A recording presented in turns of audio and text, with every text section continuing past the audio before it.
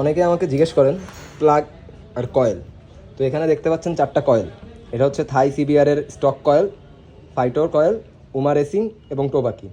এখানে যদি লক্ষ্য করেন যে তারের ব্যাসগুলা, এগুলো যদি দেখেন, এই যে এটা স্টক, দেখেন এটা কতটুকু যে বেন্ড হয়। তারপরে দেখাই আমরা হচ্ছে ফাইটোর যে কানেক্টিং তারটা, এটা দেখেন হালকা একটু প্রেসেই বা ইসে বেন্ড হয়ে যাচ্ছে জিনিসগুলো, পুরুত্বটা দেখবেন। তারপরে আসি হচ্ছে উমা রেসিং অনেক জনপ্রিয় এবং পপুলার, অনেকে ইউজ করবেন। আমার হাতে ধরে আমি যদি এখন বলি তাহলে উমা রেসিংটা ফাইটার থেকে একটু হার্ডার। এবং এবার আসি হচ্ছে টোবাকির নাম অনেক শুনছি আমি, কিন্তু ইউজ করা হয় নাই, এখন দেখলাম। এখানে আসার পরে যখন দেখলাম টোবাকির একটা জিনিসই ভালো লাগলো, এর যে পরিমাণ তারটা দেয়া আছে আপনারা দেখতে পারবেন।